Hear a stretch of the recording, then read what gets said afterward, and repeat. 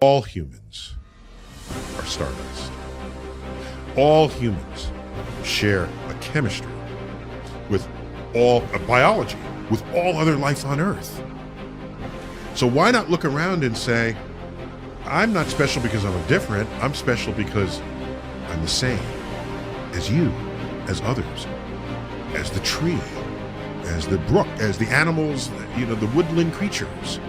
And we can all sit here and look up at the night sky and say, yes, we have kinship with the cosmos. I feel large because of that. I'm small. I think we're an evolved enough species to say, no, there is a right and a wrong. There's a better path and a not so good path. There is a transcendent self, at least, to chase.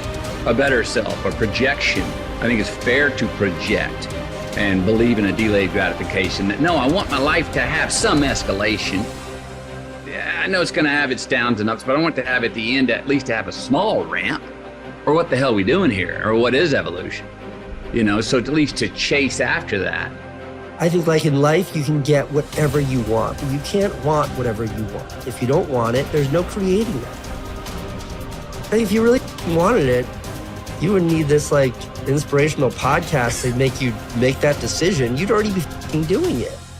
And that's not to be defeatist. It just means that like the only goal that anyone should have in life is one of happiness and fulfillment. And like this idea that you have to win to be happy could not be further from the truth. Why do we hear about rock stars and famous actors and these people that we see as sort of like the absolute apex of success in the industry? Why are they all fucking killing themselves and dying of alcoholism and like all that darkness happening at the highest level? It's like, because that doesn't equal happiness. Like, what is happiness for you? Your mind, your emotions, your body. You have 100% control over what you do with these things. And that's where the game is won. You win the inner game, then you win the outer game. But a lot of people spent their life trying to win the outer game. They won and they're miserable. You look at your life as you look into the future and say, what fears am I holding on to? What fears that I'm allowing to imprison me, that's keeping me from breaking out, that's keeping me from living up to my true potential, that's keeping me from really being happy, that's keeping me from having a sense of adventure and excitement in my life? What's keeping me from controlling my destiny? What fears that I'm giving that permission to? Notice what I said, that we must give our permission to fear to immobilize us. Because whatever discomfort you experience, whatever challenges or difficulty that it is, you got to handle it. Got to go up in there and wrestle with it. Will it be easy? No. Will it be challenging? Yes. See myself confronting my fears, handling my fears. I'm more than able. If you're struggling, if you're frustrated with yourself, if you're at that point where you're so sick of yourself and your excuses, I've been there, Stephen's been there. This is a normal part of the human experience. And at some point, either the pain is going to get big enough, or you're going to bump into somebody's story somewhere on this planet who has been in the position that you're in right now, facing the stuff that you're facing right now. And there is something about their story at this exact moment in time that will ignite something in you that is missing. And what is missing in you right now is hope. Because when you're stuck and when you are on a downward spiral, whether it's just in your own head or it's in self-destructive behavior, the thing that's missing in your life is hope. You don't believe right now that anything is going to make a difference.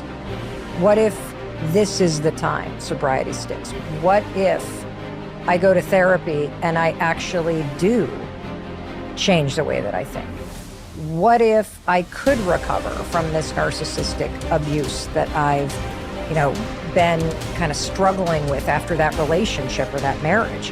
What if I could get out of debt? If that person did it, maybe I could do it. And without either hope or that kind of rock bottom moment, I don't think you're going to change.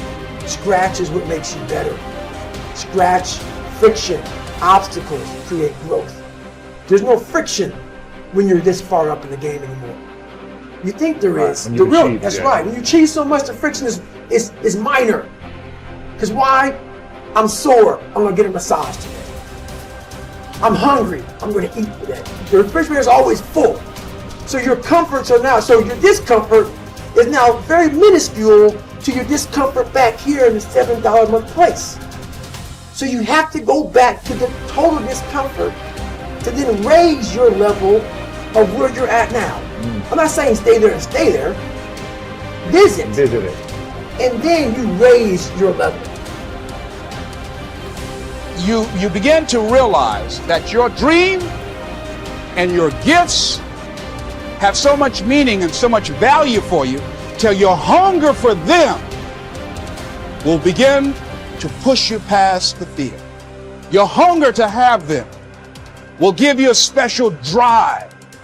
As you work on yourself, as you begin to acknowledge your true identity, the true power that you have, the true capacity you have to bring about change, the miracle working power that you have within yourself to do the things that you want to do.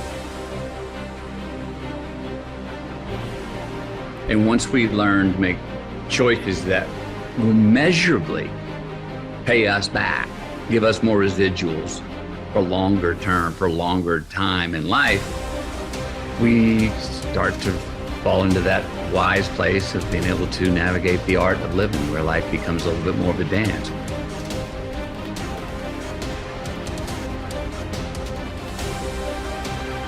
You're sitting on the edge of the bed trying to have an honest dialogue with yourself, and the little voice says, you know, it's pretty disgusting in here.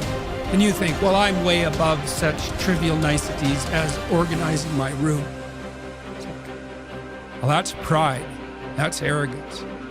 If you're above organizing what's actually yours, how in the world are you ever going to organize anything else? And so you get on your knees and you think, well, it's time to, you know, take a brush to the toilet.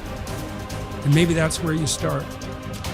And that works. Like, that works. You start making those micro improvements, like real micro improvements, real on the ground, actual micro improvements to things you know that are wrong, you'll improve unbelievably rapidly. If you don't have hope and you don't have this breakthrough where you have for just a millisecond this insight where you go, well, what if things did work out?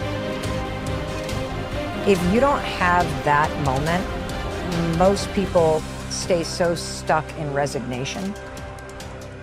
There are so many people that are not aware of how much better and how much more present and how much more joy they could experience in their life. See, when you are not filling your life with the things that you are capable of doing, see, we all have some stuff that we've been given. And I don't think that it's optional for us to sit on what we have.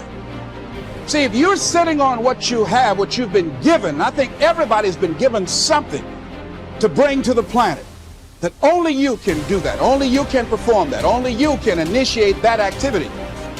And if you don't do that, if you're not filling in your life with your life work or your mission, then there are gaps in your life.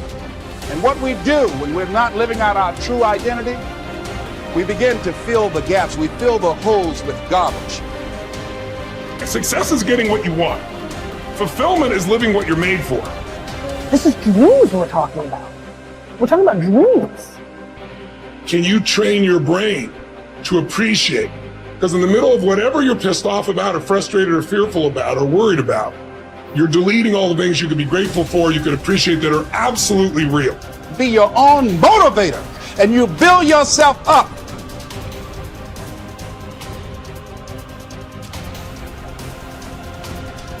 And that's the problem with the mind. You know, I want your listeners or viewers to really think about this. You do not experience life. You experience the life you focus on. That's it.